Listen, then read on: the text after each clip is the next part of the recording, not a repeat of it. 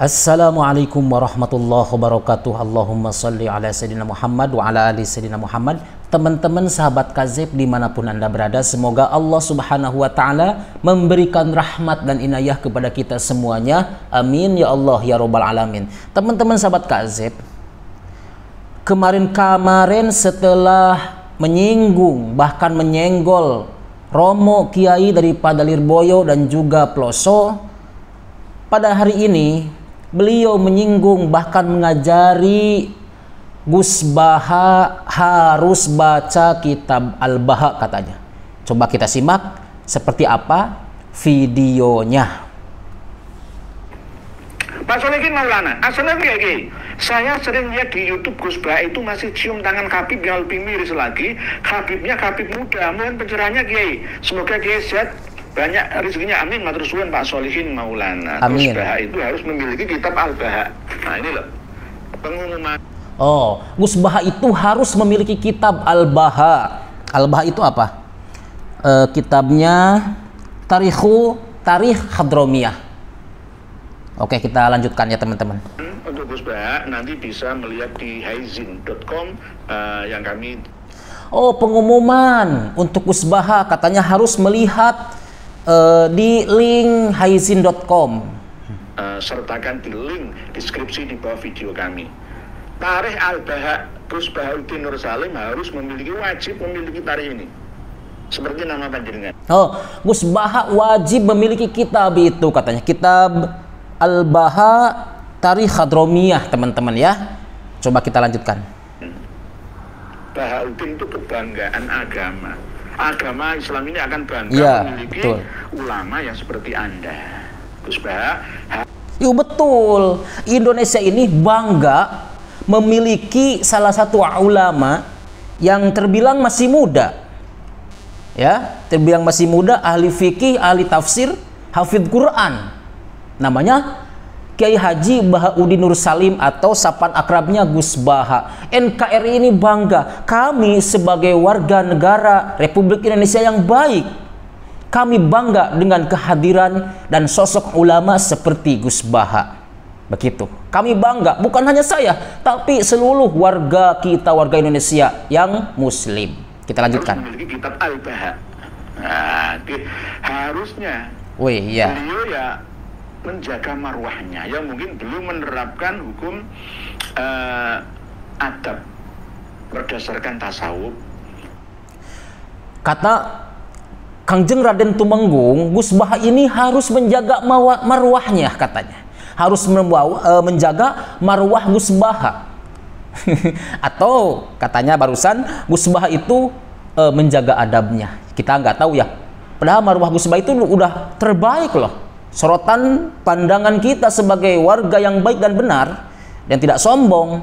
Kami melihat Gus Baha itu sosok yang luar biasa, sosok yang alim allamah, walaupun beliau terbilang masih muda daripada kiai-kiai yang lain. Coba kita simak. Adab itu di atas ilmu, yang akhirnya beliau menghormati seperti itu. Tapi menurut saya ya saling menghormati. Sebab apa? Kalau Gus Baha saling menghormati dengan yang lain. Ada habaib ketika disowani Gus Baha, atau Gus Baha itu ngaji di tempatnya habaib, pernah tuh Gus Baha dicium tangannya, ya, dicium tangannya. Dan begitupun Gus Baha mencium tangan habaib itu. Di antaranya ada Habib Taufik tuh waktu itu. Habib Taufik mencium tangan Gus Baha, dan Gus Baha pun demikian mencium tangan Habib Taufik. Itulah indahnya akhlak para ulama. Seperti itu teman-teman. Kemudian menghormati habaib, apalagi habib-habib muda yang tidak alim, ya nanti akan bandulndas, akan malah tambah kesombongannya, tidak waras. Katanya kalau berlebihan menghormati habaib nanti akan apa tadi ya namanya, belendas. Apa itu belendas? Saya nggak tahu.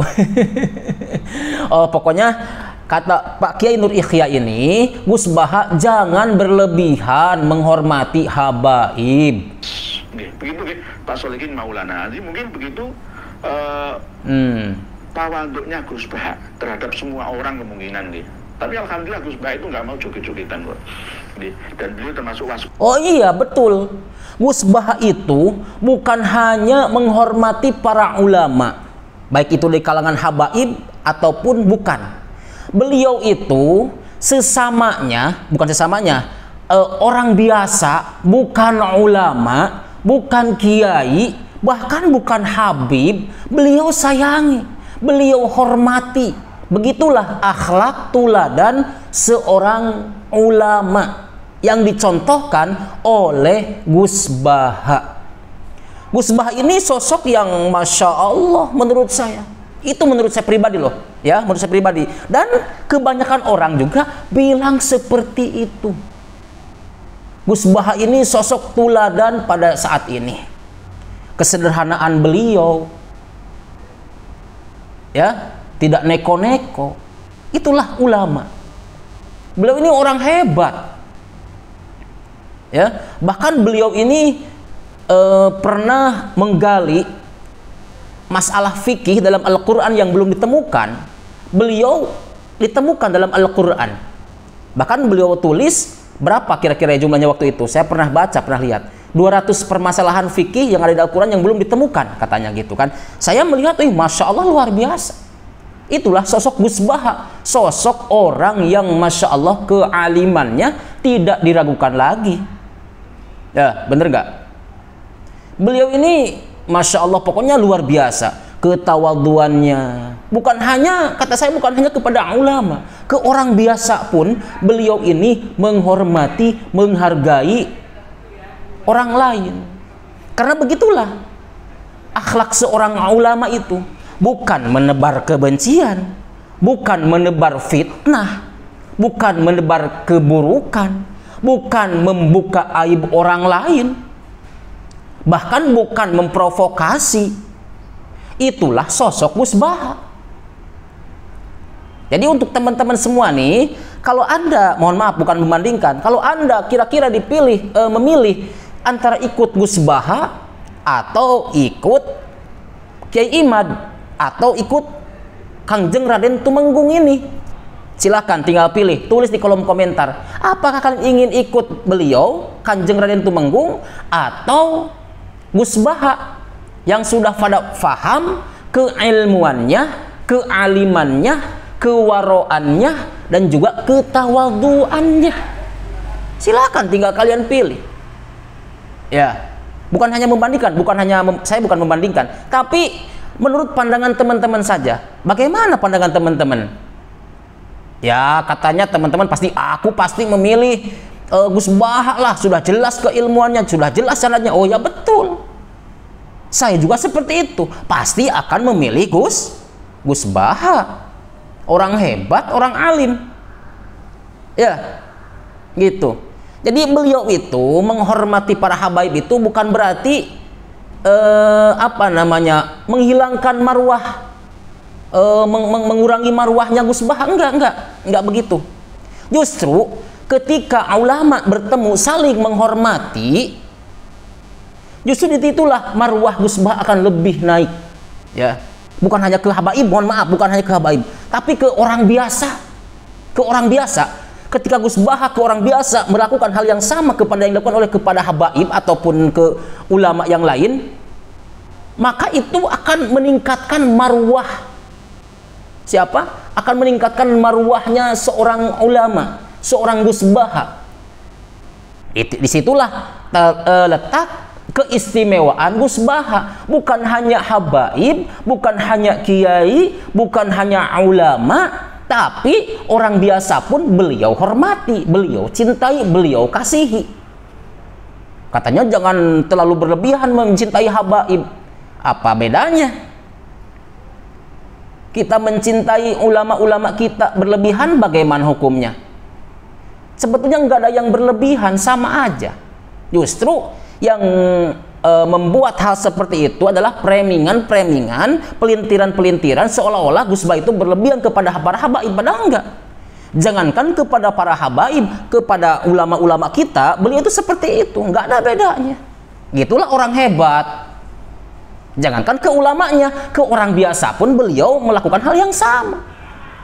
Cuman bedanya beliau orang alim, kami orang bodoh, gitu aja. yang patut kami cintai, yang patut kami hormati beliau ini. Ya, teman-teman. Begitu, kami orang bodoh, orang awam, mungkin teman-teman kasih juga sama. Merasa orang awam, merasa orang tidak bisa, bukan ahli ilmu. Wajib dan patut kami menghormati, bahkan sebagaimanapun kami menghormati seorang ulama. Di antaranya Gus Baha. Apakah bisa disebut berlebihan? Jika misalkan begini, Gus Baha ada di depan saya lagi berjalan depan Gus Baha, saya akan berjalan pakai lutut. Jika ada Gus Baha, itu adab saya, bukan adab, itu kepengen saya menghormati seorang ulama. Apakah itu disebut berlebihan oleh Pak Nur Ikhya? Mungkin seperti itu teman-teman ya. Bacotan saya ini semoga bermanfaat. Jangan lupa di share sebanyak-banyaknya, follow, subscribe, dan juga komen di bawah. Oke, terima kasih. Barakallahu fikum, wallahul muwaffiq ila aqwamit thariq. Wassalamualaikum warahmatullahi wabarakatuh.